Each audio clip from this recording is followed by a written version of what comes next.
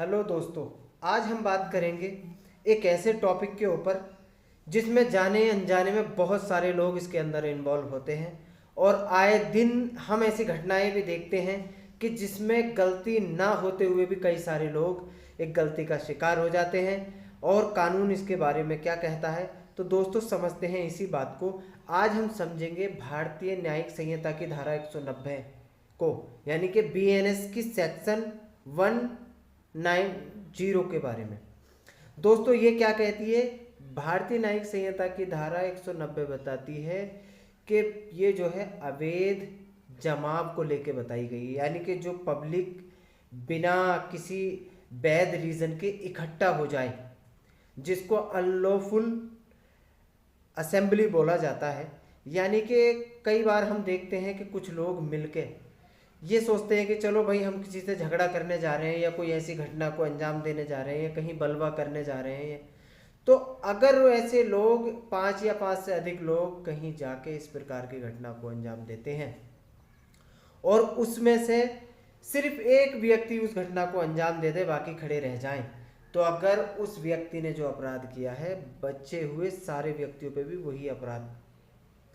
की जो है सजा मिलेगी। यानी कि उनमें से किसी सारे व्यक्ति खड़े रह गए और किसी एक व्यक्ति ने एक व्यक्ति को मार दिया जहां आप मारने की नीयत से गए थे या लड़ाई झगड़े की नीयत से, तो दोस्तों आपके ऊपर भी जो बचे हुए हैं जिन्होंने कोई हमला नहीं किया, उनके ऊपर भी मर्डर की ही धारा लगेगी और वही सजा उसको भी दी जाएगी। तो हम समझेंगे आज इसी के बारे में। दोस्तों कई बार देखा है कि कहीं ना कहीं लोग बाग बिना बात के, बिना रीज़न के, बिना कोई लीगल रीज़न नहीं है और जाके कहीं लड़ाई झगड़ा करने लगते हैं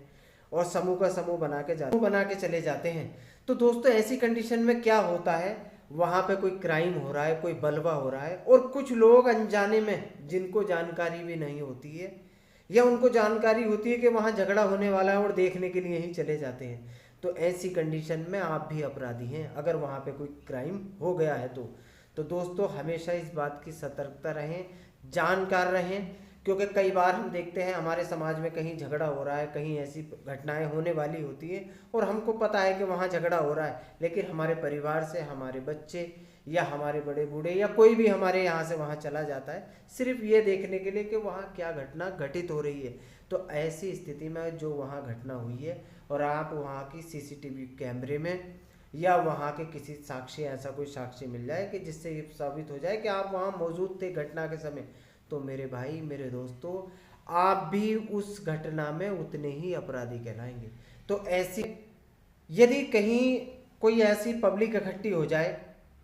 और वहाँ पे अवैध रूप से पब्लिक का जमावड़ा हो रहा है और वहाँ आके कोई भी अधिकारी, पुलिस अधिकारी या पुलिस महकमे से कोई आके उस भीड़ को तितर बितर करता है या वहाँ से मना करता है कि आप यहाँ पे अवैध तौर से जमा नहीं हो सकते हैं, और इस स्थिति के अंदर कोई सिंगल व्यक्ति उस पुलिसकर्मी के साथ कोई घटना घटित कर दे, उसके साथ लड़ाई झगड़ा कर ले, मारपीट कर ले, तो मेरे भाई मेरे दोस्तों जितने भी लोग